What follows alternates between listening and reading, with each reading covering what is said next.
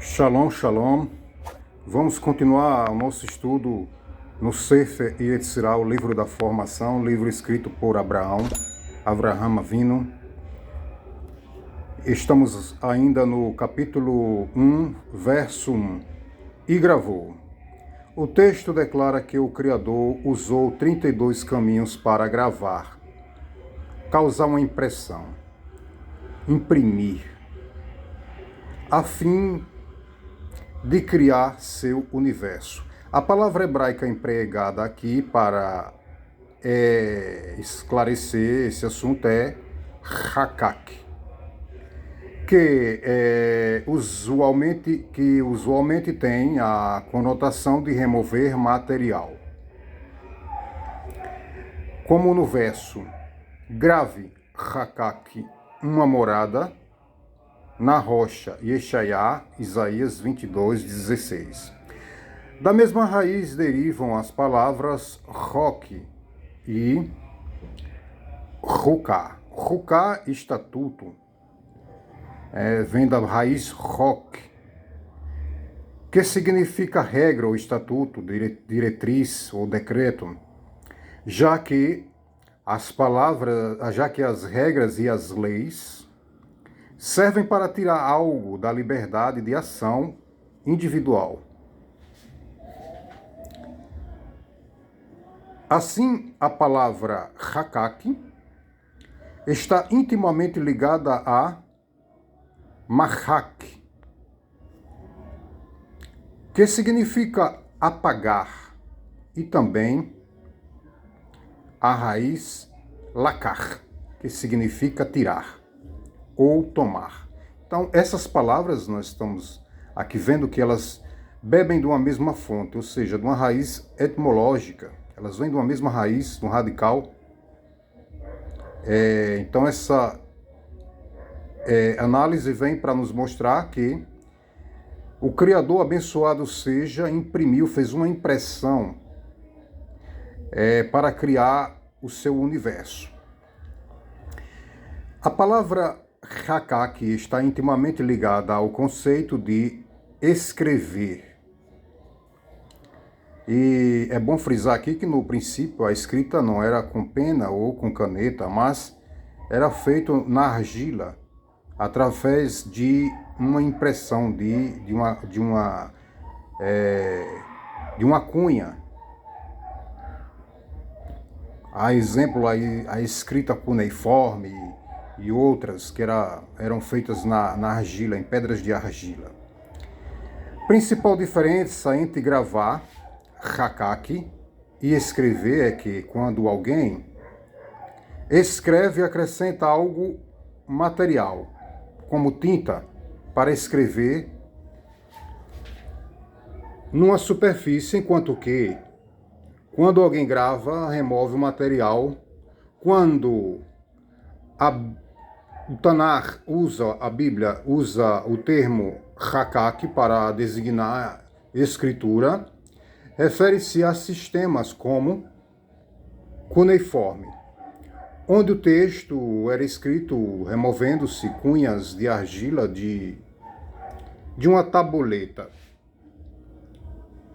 Para compreender por que o autor usa aqui o termo gravou, devemos entender a ideia da criação. Antes do universo ser criado, existia um espaço vazio, no qual ele pudesse ser feito. Mas, inicialmente, o Criador existia só, e toda a existência estava cheia da essência divina, a luz do infinito, Or Ein Sof. Então, antes da criação do infinito já existia luz. Por isso a Torá, em Bereshit, fala que o Eterno formou. Então, se ele formou, quem forma? Então, formar é um processo que implica começar a partir de alguma coisa. Então, já existia luz. Mas a treva não. A treva foi criada ex nihilo, a partir do nada. Então, a treva é algo que surge do nada. E o nada nós chamamos de pensamento. Ela existia no pensamento do divino. A luz não. A luz ela já existia com o eterno e ela foi formada. Então, nós vamos entender essa questão de ter gravado de uma forma mais compreensível. Nessa essência indiferenciada, ou seja, que a diferenciação, como vimos nos estudos anteriores, ocorre no mundo de Binah, no mundo do entendimento, e em Rokhmah, e que é a sabedoria que é indiferenciada, e Keter ainda mais, e acima disso nós temos a vontade, e acima da vontade tem o prazer. Então, o prazer de Hashem era criar um mundo que fosse possível, em que fosse possível o homem ter o livre-arbítrio, a escolha. O espaço vago teve que ser gravado. Esse espaço vago, né, a gente entende que ele só foi possível a partir das contrações da luz do Ein Sof, do Or Ein Sof. A luz se contraiu, como a luz preenchia tudo, antes do universo ser criado, a luz preenchia tudo, e tudo era indiferenciado, não havia diferenciação, e foi preciso haver diferenciação, então, e isso só foi possível através da constrição, ou seja, a luz do Criador, ela passou por constrição. O que é constrição? É quando a gente tenta comprimir algo, tipo, fazer a compressão de algo. Então, se contrair. Então, a luz do Eterno se contraiu, por assim dizer, para que houvesse esse espaço vago, e esse espaço vago possibilitasse a criação do universo. Então, essa contração foi tal que gerou um ponto do tamanho do fundo de uma agulha, do tamanho mais ou menos do caroço de uma mostarda. Então, essa contração inicial gerou uma explosão, né? O que aí os cientistas vão chamarem de Big Bang.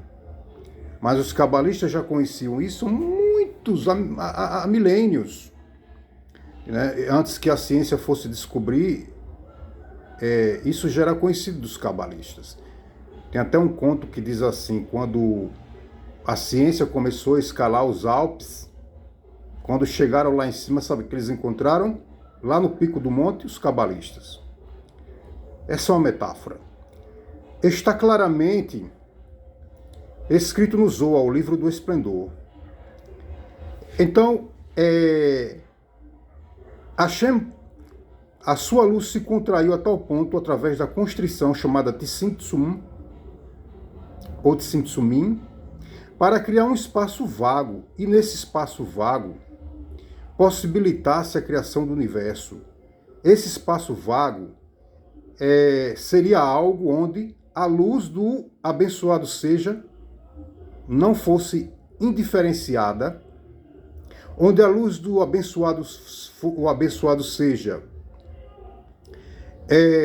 fosse ocultada, para que houvesse a possibilidade da existência do universo, uma vez que a existência deste implicaria na escolha do ser humano. Por quê? Eu falo ser humano porque o ser humano é um micro-universo. E o mundo foi criado porque o ser humano é a obra-prima da criação. Poderia alguém pensar que o universo, né, sua grandeza, sua extensão, fosse algo muito maior que o ser humano. No entanto, o ser humano é a obra-prima, o ser humano é a síntese de tudo. No princípio, a autoridade do rei, a Kadosh Baruch Hu, a lâmpada da escuridão, gravou um vazio na luminescência divina, ou seja, essa luminescência divina indiferenciada, né, porque a diferenciação vem depois, dizer isso é bom, isso é mal, isso é morte, isso é vida, isso é os opostos, a chamada dialética dos opostos. E isso é impossível na luminescência divina, que é indiferenciada. Então, para que houvesse o livre-arbítrio e a diferença entre isto e aquilo, só foi possível através das contrações em que passou a luz infinita do Or Ein Sof. O vazio gravado na luminescência divina, então foi gravado, por isso que a gente vem e logo estudando esses termos, né? Para a gente compreender Hakak, que significa gravar, né? Rock, que significa regra. Então, a regra implica em que? Na ausência de liberdade, ou seja, nós temos na Torá estatutos chamados Hukim, que vem dessa mesma raiz de Hakak, de rock. Então, quando a Torá diz não faça isso através de um Hukim, os mandamentos proibitivos, implica em que? Na ausência de liberdade, ou seja, no livre-arbítrio, né? Que o indivíduo, claro, tem a prerrogativa de fazer e desobedecer esse Hukim, esse estatuto divino. No entanto, se ele deixa de fazer, é uma perda de sua liberdade, no entanto, é um apego ao divino, que através de sua sabedoria, por meio das contrações em que o nome Elohim possibilitou o conhecimento desses estatutos através dos 10 mandamentos e das 10 falas lá de Bereshit, né, onde a gente entende que são 10 mandamentos e 10 falas durante o processo criativo, perfazendo num total de 20. Então, o termo Hukim, Lakar, Hukar, né, todos eles para mostrar que existia o quê? Uma restrição da liberdade e muito embora o indivíduo pode desobedecer, que o Hashem deu o livre-arbítrio. Então, o livre-arbítrio implica não na indiferenciação da luz, mas na diferenciação dela. Para que houvesse a possibilidade do livre-arbítrio que implica entre fazer e não fazer, obedecer e desobedecer. Então, a constrição ou esvaziamento da essência divina não ocorreu no espaço físico, mas, sem dúvida, no espaço conceitual. Isso não aconteceu no espaço físico. Até porque o espaço físico o espaço físico e o tempo, o espaço e o tempo só ocorrem depois dessa diferenciação, logo após o pensamento. Então, isso ocorreu num espaço conceitual, ou seja, no nível do pensamento, no pensamento do divino. Ela é vazia no sentido que contém a possibilidade para informação, ou seja, algo conceitual. É vazia no sentido de que existe a possibilidade para informação. Como disse Sócrates, só sei que nada sei. Quando a gente diz isso, a gente está preparando o recipiente para receber a informação. Quando a gente diz, eu já sei isso, então o ego, né, que é ligado a esse, de forma conceitual, ligado a esse espaço existencial, onde a luz indiferenciada passou e tornou-se, primeiro, de forma conceitual, diferenciada, primeiro no pensamento e depois foi gravada, e aí a gente fala de Biná, que vai gerar, e aí a gente fala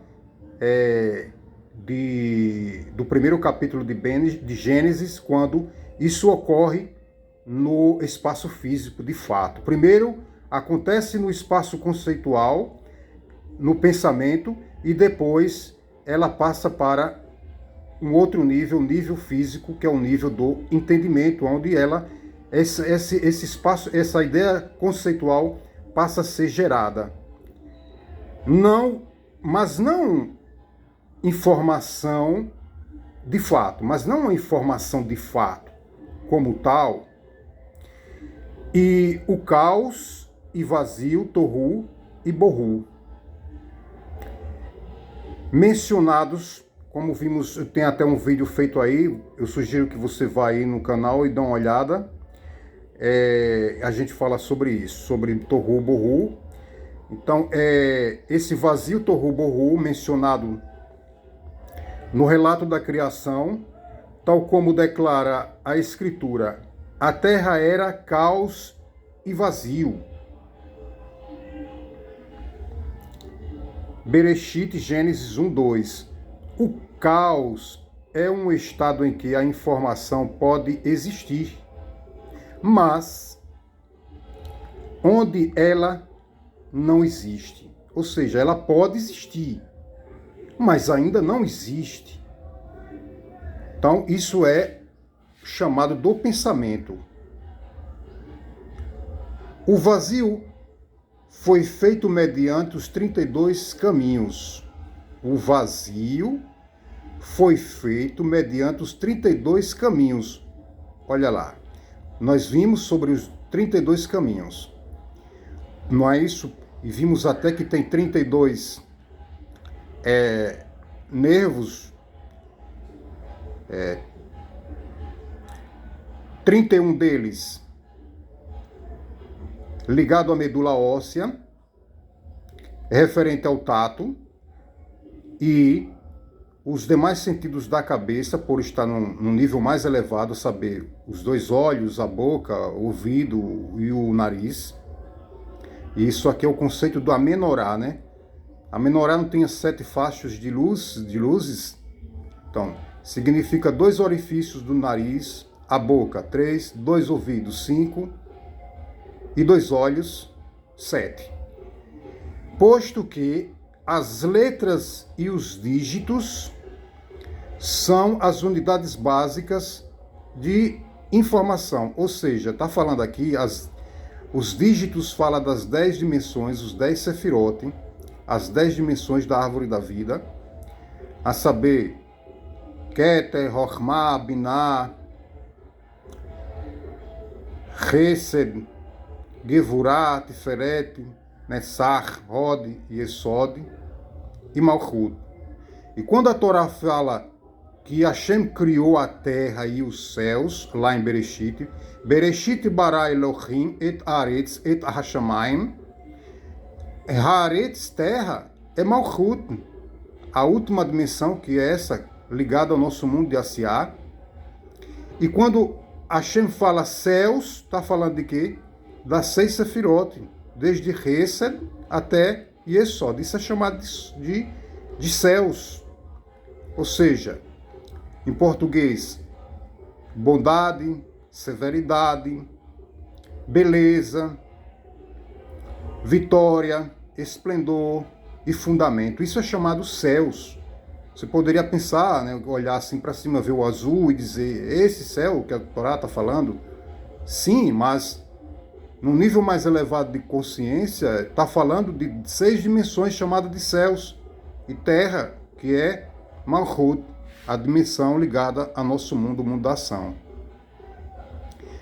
Então, a gente somando essas 10 dimensões, mais 22 letras, temos 32, perfazendo os 32 caminhos, as 22 letras do alfabeto hebraico, mais as 10 dimensões que foi falado agora, ainda há pouco. Enquanto as letras e os números, ao acaso, não comportam de fato informação alguma, no momento que elas existem, possibilitam também a existência da informação. Ou seja, as letras existem, né? ela tem no momento em que elas existem, as letras e os números, possibilitam também a existência da informação. Possibilitam, mas não quer dizer que já tenha a informação. Porque é preciso permutar letras, números, criar um texto, como esse livro mesmo fala, que o mundo foi criado com 3 livros. Então, texto não se faz com letras, mas precisa permutá-las. Né? Texto, números e comunicação. Então, é por isso que falou de algo conceitual, né? E algo que está no pensamento, e depois de algo que torna realmente torna um texto, né? Ordenadas, letras ordenadas, de forma a criar conceitos, e esses conceitos implica também em números, visto que cada letra tem o seu valor numérico, o seu peso, cada palavra tem um peso, a gematria, e isso nos traz comunicação. Então, a informação agora sim, em binar, a partir de binar, começa a haver a informação pura, de fato, e não aquela informação que ainda era conceitual. O espaço vago é, então, o estado no qual é possível a existência de informação. Então, era preciso o espaço vago, como você tem uma folha de A4 e você vai imprimir algo, então precisa de um espaço para você pôr a informação. Assim foi na criação. Então, da mesma forma, era conceitual, mas precisava de um espaço. Então, aí o Tzimtzumim, as contrações, possibilitou um espaço vazio onde a luz indiferenciada não permeasse como assim o fazia antes da criação do universo. E aí, então você entende a partir, estou trazendo aqui uma metáfora do papel A4, onde você tem a ideia na sua mente, no pensamento, que é conceitual, né? Tem ali toda a comunicação, mas ela é conceitual, ela não passou para o papel ainda, não foi gravada. Por isso que a gente começou o estudo com esses termos, hakak, mahak, o rock, né? Que vai lacar, rucar, ruquim, que vai gravar. Então, aí sim, então, quando a gente tem uma folha, a gente passa a criar, a escrever ou imprimir, aí a gente sim chama isso de informação pura, de fato. E não algo conceitual, uma informação conceitual, abstrata. O espaço vago é, então, o estado no qual é possível a existência de informação, mas no qual esta possibilidade ainda não foi realizada. Então, o espaço vago é, então, olha só, o estado no qual é possível a existência de informação, mas no qual esta possibilidade ainda não foi realizada. Essas letras foram posteriormente combinadas, permutadas, como falei ainda há pouco, em palavras. Aí sim, começa a haver o conceito através da permutação das letras. E com palavras, a gente entende que cada palavra vai ter o seu peso, o seu valor numérico, formando 10 dígitos da criação. Cada um deles trouxe informação ao espaço vago, através do qual a criação pode ter ali lugar. A ordem foi, portanto, primeiro gravar e logo criar. O Sefer Yetzirah declara então que o Criador gravou e criou seu universo, que era antes conceitual e havia onde? Ele existia onde? Ele existia, o universo já existia antes da criação das letras, antes da criação Sim, porque as letras são recipientes cósmicos e existia antes das letras, dos números e do texto. Existia no pensamento do divino. E o pensamento do divino através da sua, além do pensamento, na verdade, do divino. Já existia além do pensamento do divino, porque quando a gente fala o pensamento do divino, a gente está se referindo a 3 Sefirot. A Keter, Chokhmah e Binah, que é a cabeça do sistema espiritual. Mas além da cabeça do sistema espiritual, existia a vontade, e além da vontade, acima da vontade, existia o quê? O prazer do Criador. Então, é algo além do conceito. Nesses 2 níveis de vontade e de prazer, está além do conceito de pensamento. Mas falando do pensamento, a gente pode entender que o Criador, abençoado seja, gravou e criou. E isso só foi possível através de Binah, que é a Sefirá, a dimensão do entendimento.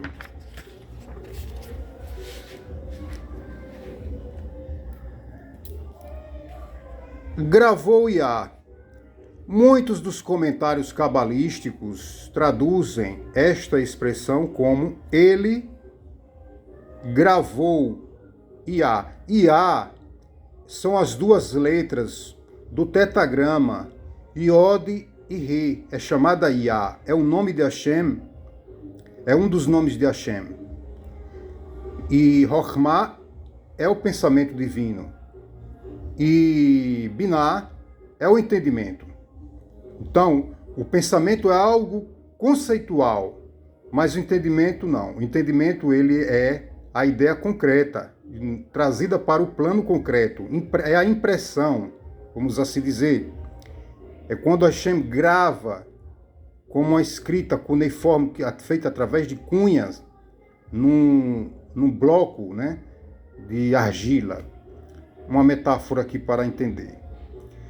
Muitos dos comentários cabalísticos traduzem esta expressão como ele gravou Iá. Em hebraico, com frequência a palavra ele não é escrita, mas sim subentende-se da forma verbal. O pronome ele, pronome pessoal, neste lugar refere-se ao ser infinito Ein Sof, que está acima de todos os nomes divinos. Então, o Ein Sof está acima de todos os nomes. Elohim, Adonai, o tetragrama, né, que o tetragrama nada mais é que as dimensões, as 10 dimensões da árvore da vida, as 10 dimensões que a gente falou ainda há pouco, Keter, que é coroa, né? Porque já explicamos isso nas aulas anteriores, que Hashem é conhecido através de Keter, da coroa, a primeira dimensão da árvore da vida.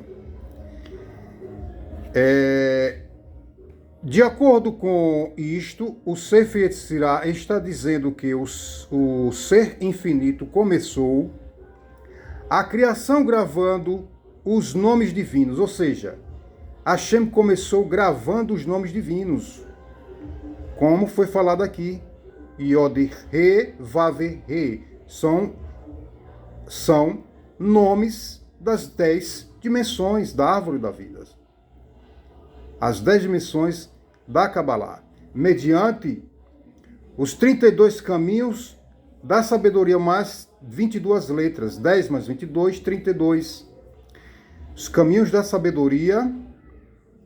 Os nomes foram escritos com letras, eles só puderam vir à existência, pois depois que as letras foram criadas. Então, os nomes divinos só puderam ser entendidos, compreendidos, permutados a partir da criação das letras, porque nós sabemos que toda a palavra vai precisar de letras.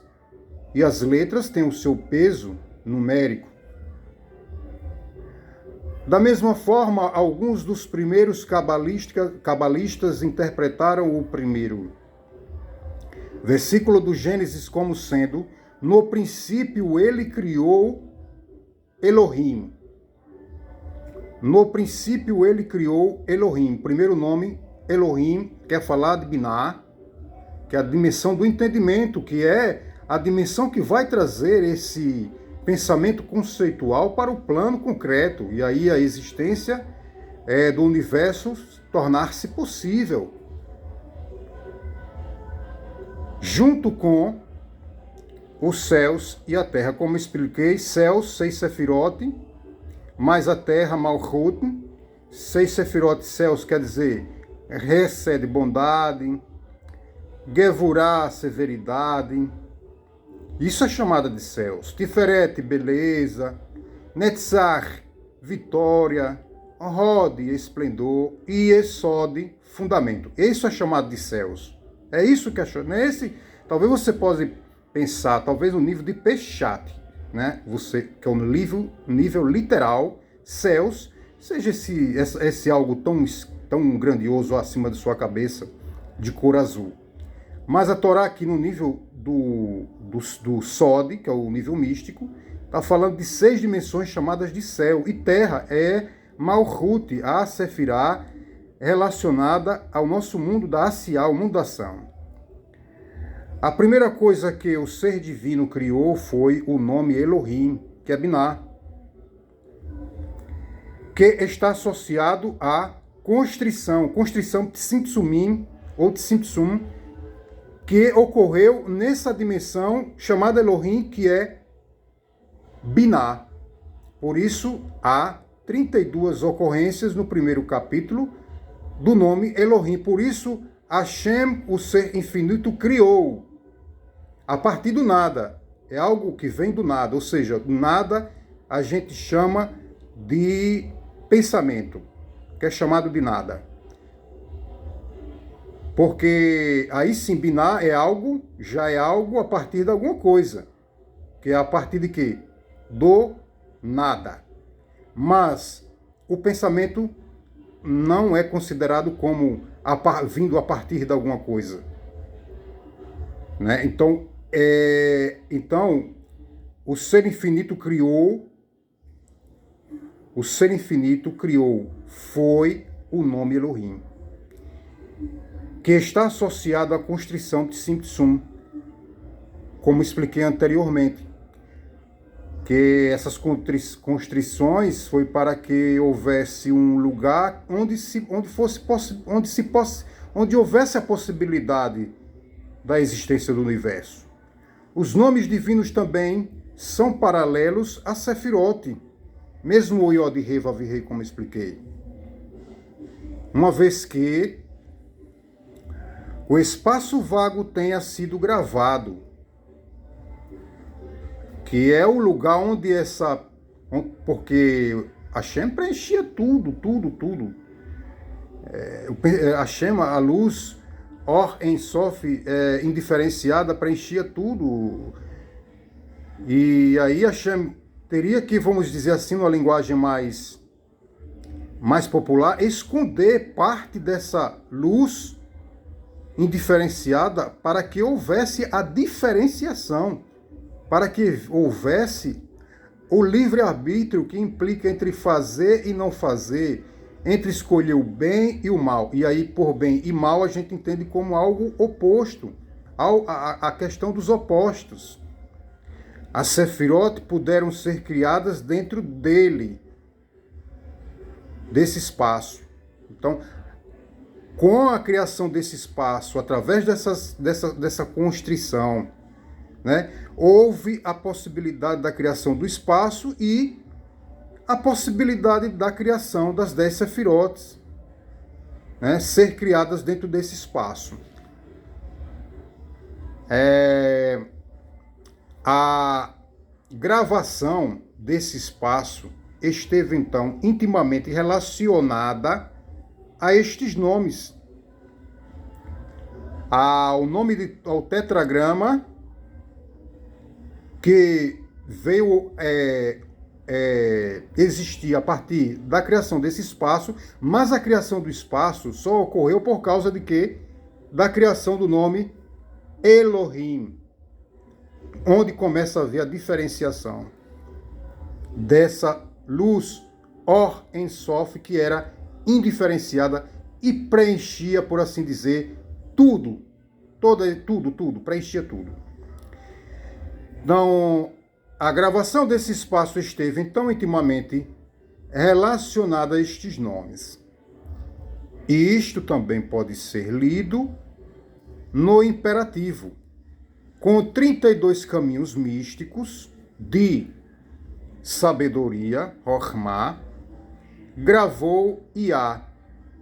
Iá, já expliquei, é a primeira e a segunda letra do tetragrama, é chamada Iá, que representa a sabedoria, Rokhmah, e Binah, né, onde houve a possibilidade desse pensamento divino ser trazido à existência, concretização desse pensamento, e cria o seu mundo. Aqui, o termo grava significa formar uma clara imagem mental do nome do Eterno para meditar sobre ele, como se discutirá no capítulo 1:14. O método aludido nas palavras do Rava, um tzadik, um grande sábio, estudioso cabalista, se o justo desejasse, poderia criar um mundo. Sim, porque somos a imagem e a semelhança do Criador. Se o Criador cria, nós também temos a capacidade de criar, mas não são todos, poucos, né? Poucos Rahamim, poucos sábios, são poucos seletos que podem fazer isso. Como os irmãos de Yosef estavam no campo, e Jacob disse: vai ver o bem de teus irmãos. Chegando lá, o que José viu os seus irmãos usando as técnicas desse livro, do Sefer Yetzirah, criando virgens e bois, e carneiros, e banquetes com essas virgens, e se deleitando. Ele viu, não entendeu, e foi voltar ao pai com mau relato, trazendo um Lashon Hará, de que seus irmãos estavam roubando do rebanho para fazer banquete, que estava com mulheres de outras nações, né? Se juntando com mulheres que não do seu povo.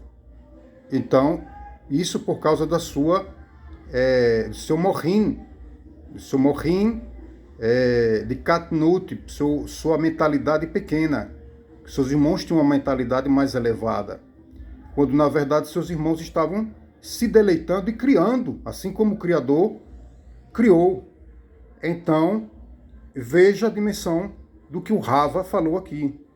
E mais posteriormente nós veremos nesse livro que grandes sábios abriram portais, né? Portais e portais, nós veremos isso mais adiante. E, inclusive, haviam sábios que criaram golem, né? Bonecos, e eles colocaram movimento nesses bonecos, eles caminhavam e faziam determinadas coisas que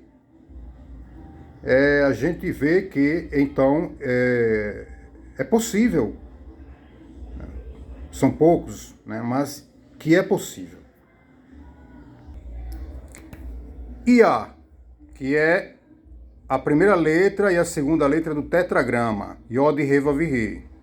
Saadia Gaon, grande cabalista, traduz como o Eterno.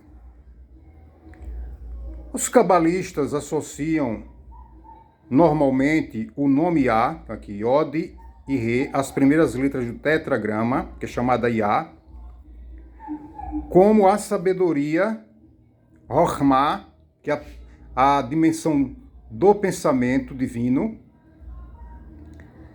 De fato, somente a primeira letra deste nome, a Yod, o Yod, é Rokhmah.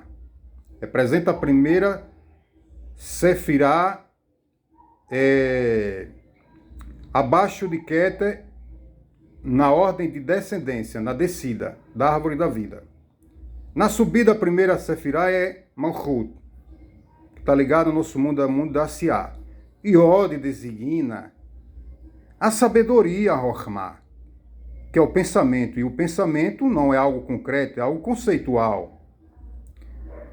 Sua segunda letra, Re, designa entendimento, que é o Elohim, que é onde esse pensamento passa a ser realmente algo concreto, através da permutação das letras, como eu expliquei no papel A4, para dar trazer uma alusão, né, que aquilo que era conceitual torna-se um texto através da permutação de letras, que cria palavras, essas palavras têm um peso, por isso aí então o Elohim disse, haja, Elohim disse, haja, e, enfim, e tudo houve. O primeiro, designa o entendimento. Entendimento, o princípio feminino, porque assim como a mulher gera de seu marido, e aí a gente chama Rochma de Abba, certo? Isso aqui é alusivo, Rochma como o princípio masculino.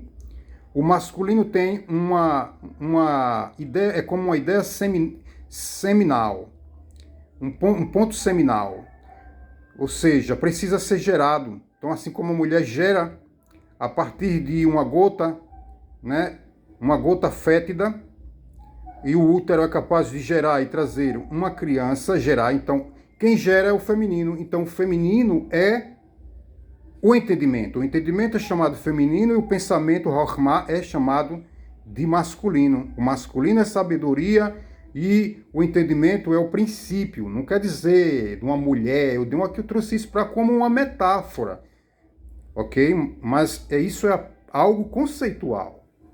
Então, o feminino gera. Assim é Biná, o entendimento. A razão pela qual este nome, como um todo, é usado para designar a sabedoria é porque esta não pode ser captada. A sabedoria não pode ser captada. É algo conceitual. É algo que está no pensamento. O pensamento não é algo concreto, não pode ser captado. Mas então, Biná, o entendimento, vai gerar através da indiferenciação, exceto quando se acha vestida de entendimento. Então, o pensamento, quando está vestido de entendimento, então aí é uma outra história. Por isso, o Iod sozinho não é usado como o nome para a sabedoria, mas sim o Iod combinado com o rei. Sim, porque se você disser que Iod só é a sabedoria, então uma sabedoria que não é gerada a partir do entendimento, então não é uma sabedoria. Talvez que seja sim uma sabedoria mais conceitual e não uma sabedoria que é gerada. E a sabedoria tem que ser gerada para ser algo concreto e compreensível por todos. E aí a gente chama isso de comunicação, que é chamada, nós chamamos Sefer, que é livro, Sefar, que é número, e Sipur, que é a comunicação. Como aqui no início desse livro explica. E temos vídeos sobre este assunto. Existem várias razões pelas quais estas duas letras representam a sabedoria e o entendimento. Respectivamente, a forma primitiva do Iod é um simples ponto. O mundo surgiu a partir de um simples ponto. Isto alude ao fato de que a sabedoria é simplesmente indiferenciada. Ela é indiferenciada. Ela não conhece a diferença. A diferença é estabelecida por Biná, o entendimento. O valor numérico do Iod é 10 indicando que todas as 10 sefirotes estão incluídas na natureza simples da sabedoria. Então isso vem mostrar que a Sefirá de Chokhmah tem 10 sefirotes dentro de si, assim como todas as outras sefirotes também tem 10 dentro de si, preenchendo todo o espaço existencial. No princípio de uma palavra, a letra Iod indica o futuro masculino. Isto se relaciona com o ensinamento: quem é sábio? Aquele que percebe o futuro. Ora, ao final de uma palavra, a letra Iod, usada como sufixo após o radical, significa para mim ou meu. A sabedoria é a natureza essencial do indivíduo. Ou seja, a sabedoria é algo essencial do indivíduo, pertencendo só a ele. Como tal, é o meu último. O mesmo é verdadeiro sobre a Sefirá da sabedoria, que é Chokhmah. Então, é dela, é meu, a sabedoria é de Chokhmah. Sim. E quem tem sabedoria pode prever o futuro. Aí entra o conceito de navio. Né? Será que era qualquer homem que tinha que ser um navio? Para ser navio era qualquer um? Não. Tinha que ser homens de Chokhmah, homens que chegavam à cabeça do sistema espiritual e entendiam a vontade do Criador, e através de Biná eles traziam a conhecimento público aquilo que eles chegaram através do pensamento conceitual divino, do divino, com respeito ao ser infinito. Re tem o valor numérico 5, que é a letra Re, é a quinta letra do Aleph Bet, do alfabeto hebraico, em alusão aos 5 dedos da mão. Representa entendimento. 5 dedos na mão representa ao entendimento, que tem valor numérico 5. Mas se juntar os 5 da direita e os 5 da esquerda, temos 10. Não é isso? 10, portanto, é equivalente à letra Iod, que é entendimento. Então, sabedoria, que é sabedoria, é composta de 5 mais 5, como vimos anteriormente, na explicação da letra Iod. A mão que sustenta a sabedoria, distribuindo-a e canalizando-a. A mão que sustenta a sabedoria, por isso 5 na mão, 5 na outra, e veremos isso muito mais adiante, distribuindo-a e canalizando-a. No início de uma palavra, o prefixo Re, que é a quinta letra do Aleph Bet, indica o Iá, o artigo, né, seja definido ou indefinido. Não, artigo definido no plural e no singular, tá? Artigo definido no plural, em sua forma plural, e na forma singular. Ele é o artigo definido que especifica e delineia o objeto Re. Por isso, a gente entende aqui a diferenciação.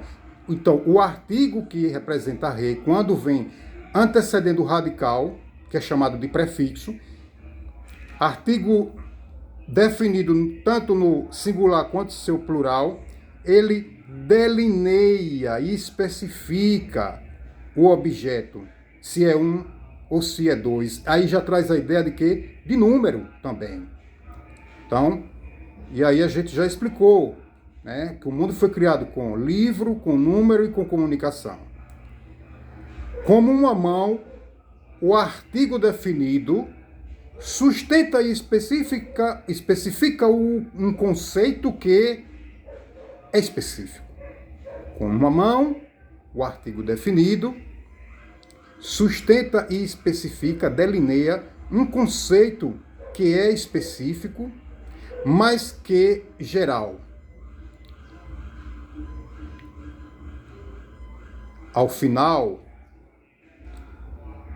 de uma palavra, indica o possessivo feminino, já quando ele se desloca da posição de artigo após lá o radical, ele indica o possessivo feminino. Seu ou sua, tanto em gênero masculino quanto feminino. Dela, então, seu, sua. Nesse caso, possessivo feminino, dela. A exemplo da palavra Malika, a rainha, quando tem um pontinho lá no final, que é o da Geshe, no final da re, dentro da re, significa dela. Dela quem? O rei. Quer dizer que o rei, o masculino, por isso seu, sua, seu, sua. Malika, que é rainha, que termina com a letra re, quando tem um pontinho, aquele pontinho quer dizer que dela. Dela, o quê? O possessivo feminino. Dela, quem é dela? O rei. O rei é dela. Isto porque o entendimento está no domínio da essência feminina. Então, o entendimento está no domínio da essência feminina.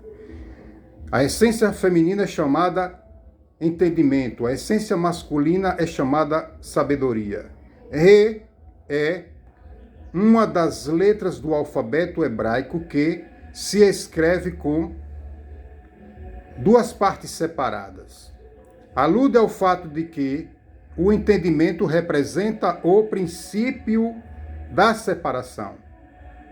Aqui, ó. A letra Re, ela é separada. Veja que tem uma separação. Tem um tracinho aqui embaixo que é um iode e uma letra Dalet. Ela é construída com a Dalet e uma iode. Mas há uma separação. Isso quer dizer que existe nela o conceito da separação. É o que está sendo explicado aqui. Há certo desacordo no Talmud, que é a Torá oral, sobre se Iá é ou não o nome divino. O Sefer Yetzirah assume claramente a posição que sim.